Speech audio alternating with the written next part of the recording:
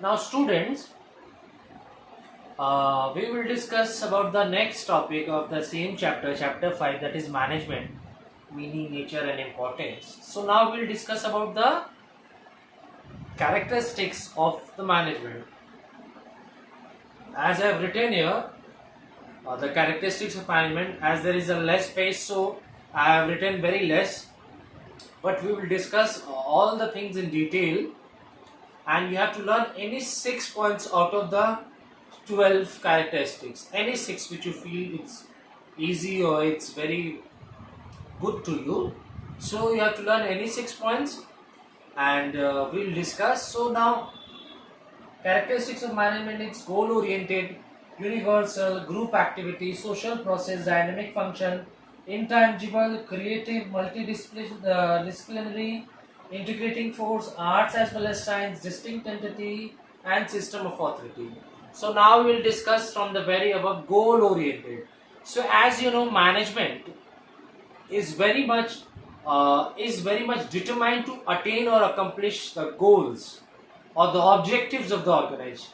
Each and every organization exists to attain its goals or objectives within the stipulated time.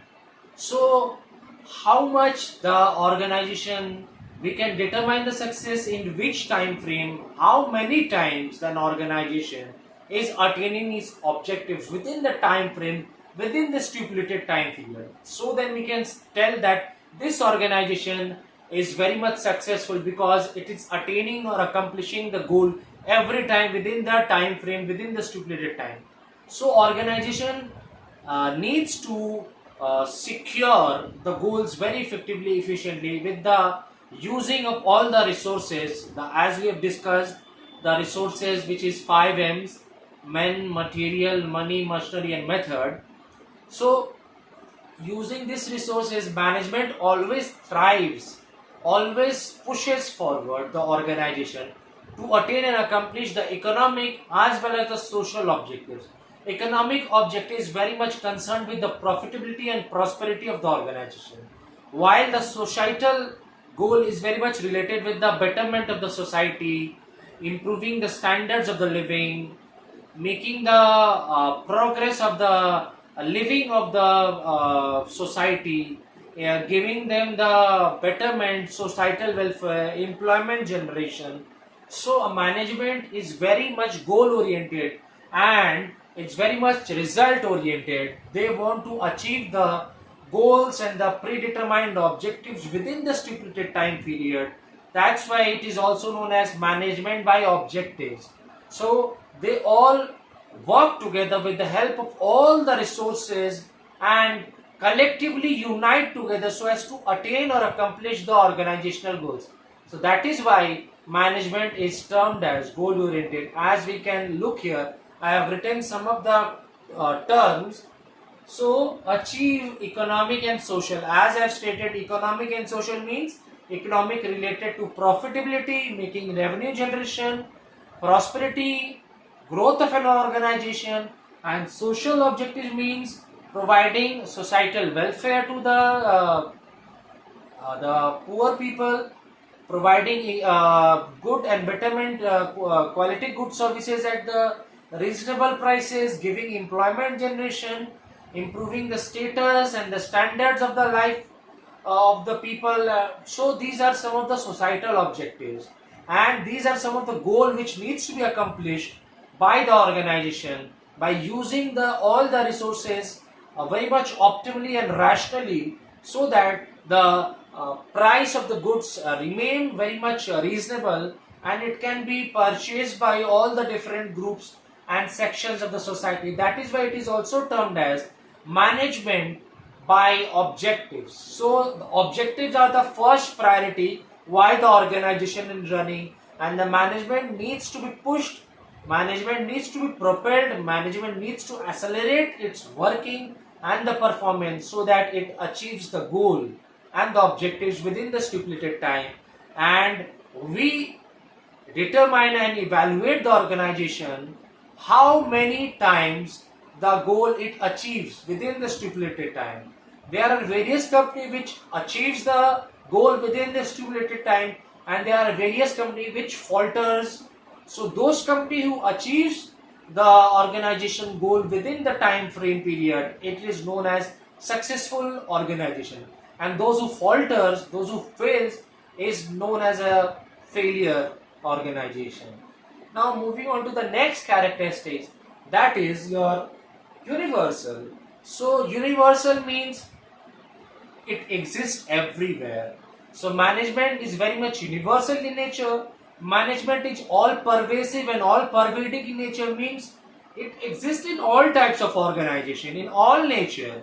So whether it's industrial or manufacturing organization, whether it's trading organization, whether it's service organization, management is required in all types. It is pervading and universal. And relating to type, whether it's big organization, small organization or micro organization, it exists everywhere, and it exists in every types of authority, whether it's top hierarchy authority, whether it's middle authority, or whether it's bottom authority. So management is universal or it is pervasive, pervading in nature. Now moving on the next characteristics, that is group activity. Management is considered as a group activity because, as I have said, it unites, it combines the efforts of each individual from each department. Take the example, in an organization there are several departments: purchasing department, sales department, marketing department, administrative department, revenue department, cash department. There are several departments. So each individual, those who are working, their participation, their contribution matters a lot. So all of their working are united, combined and collected together so as to make a group effort, because there is a teamwork which we know. So if we are pushing, so we should push not as an individual, but we should push and work as a team. We should coordinate and cooperate with the team so as to attain the common desired organization goals. So management is known as a group activity because there is a collective efforts of a group of people working within an organization premises. So the efforts of a group of people which is needs to be united, which needs to be integrated, which needs to be collected together and do the some effort, so that the these efforts can lead to the attainment or accomplishment of the group objectives or the common organizational objectives. So now moving on to the social process, as we have discussed, management should not be only the achievement of the economic process, but it should be also social process. So management organizational goals can be achieved or attained through, by and with the people, because organization cannot do the workings and the attainment of goals or objectives with only one people. So there is a need of all group of people. So management needs to work with people, through people, by people and for the people. So management is a social process because it needs to work with the people, and not for only the economic prosperity, for not only profitability, but for also doing some welfare, some assistance for the sections of the society, for all the section of the society, for those who are very much poor people, for those who are marginalized people, helping them, assisting them by providing employment, then improving their living of standards. So this is known as, so getting things done, getting the work done with the help and the efforts of the people. So a manager needs to mix up well to establish a very good friendly relation and build a very good rapport with the people and the society. So a manager needs to direct, instruct, regulate all the activities and command their subordinates and the employees to get the things done. So this is known as management is a social process. Now we move to the next characteristics, that is dynamic function. So as we know, management is a dynamic, means it keeps on changing. So it keeps on changing from what is today, the next day it will be changing. So you cannot predict and forecast with full accuracy, with full precision. So management has to keep up. Management has to adjust and cope up with the uncertainty and the changing situation. So the management has to cope up and adjust and mold with the policies, practices, rules and regulation of the changes and its surrounding environment. So this dynamic function implies or states that management has to change, adjust and mold with the practices, policies, rules, regulations, protocols of the business organization in respect to the changing scenario of the surrounding business environment.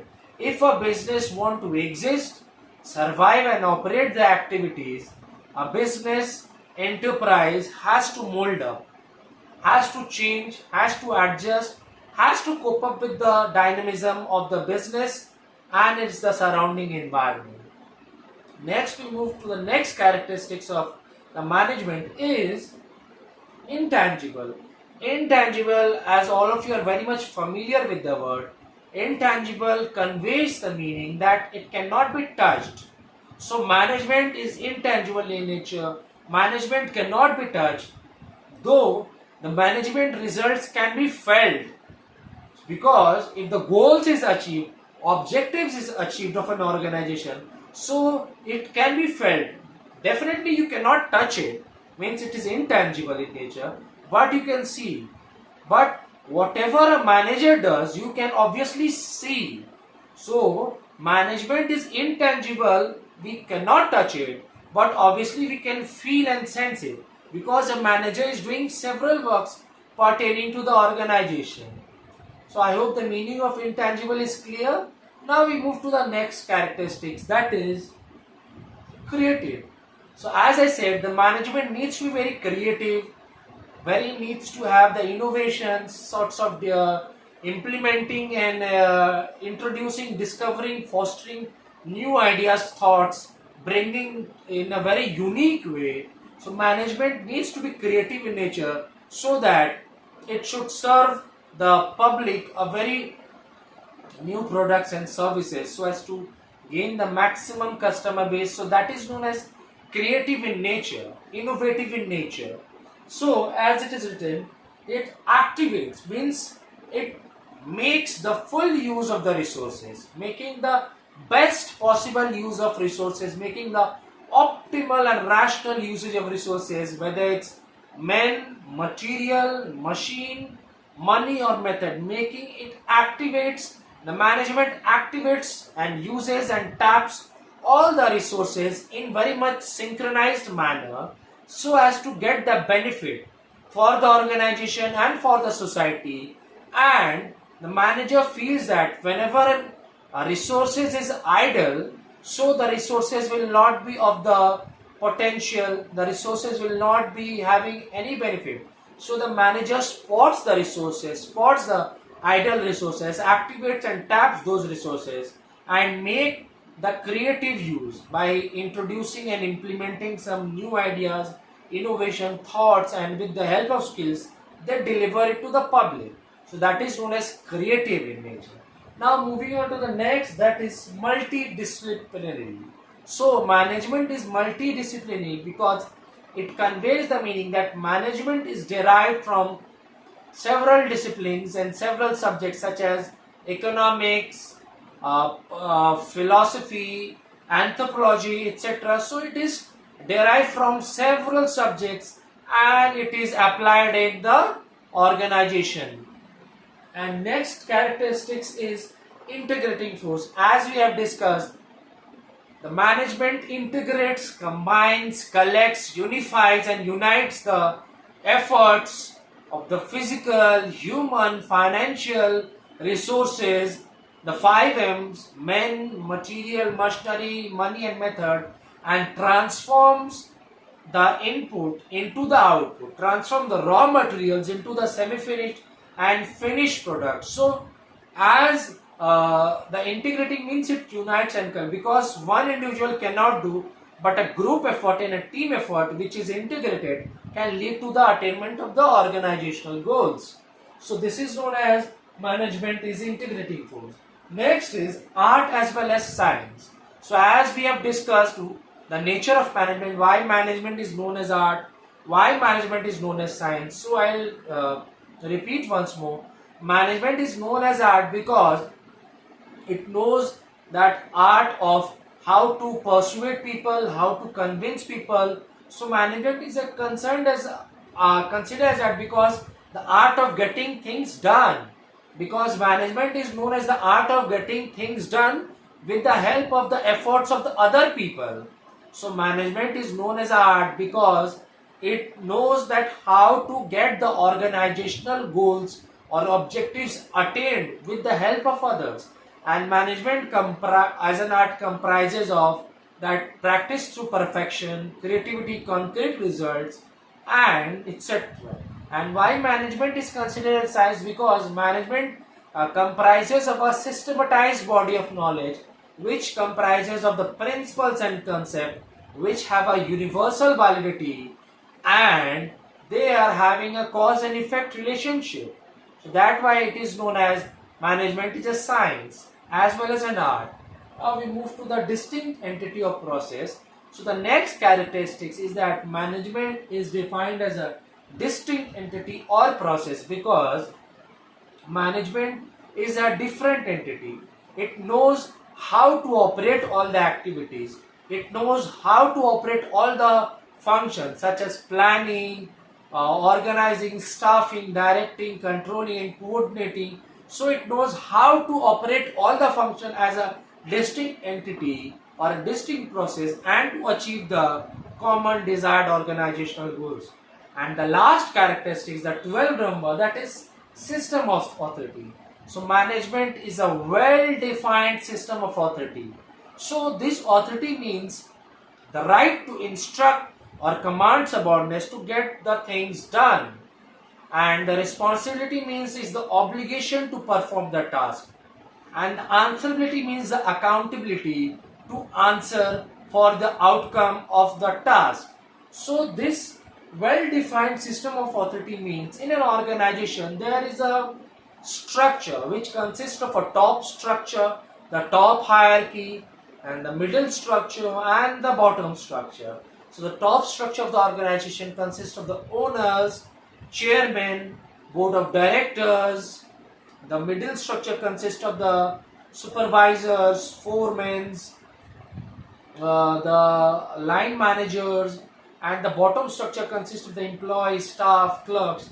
So each of the structure knows to whom they are accountable, to whom they are responsible, and to whom they are having the authority. So the top structure having the authority to the instruct the middle structure, and the middle structure is having the right authority to command the bottom structure, and that authority flows from top to bottom while the responsibility flows from bottom to top. So the bottom structure is responsible for the work to the middle structure, and the middle structure is responsible to the top structure. So this clearly well drafted, well stated lines of authority and responsibility helps the management to execute all the work, policies, programs very effectively and smoothly.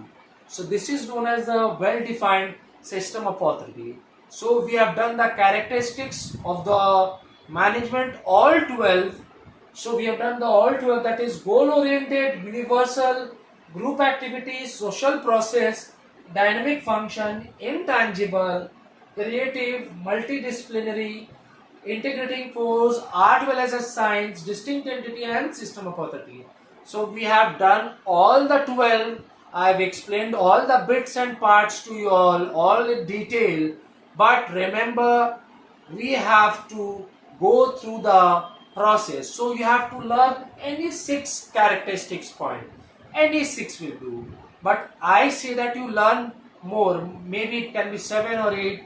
So if you miss out any point, so you can write instead of that. So learn, go through the point, memorize the point, watch the videos several times very carefully, precisely, properly, and attentively, and do grab the meaning, content, and concept of it, and read the textbook of commerce several times in depth, all the lines. And if any sorts of doubt or problems or query arises, do contact me, do text me, do revert back it to me, so I can provide you the required help or the assistance which you need.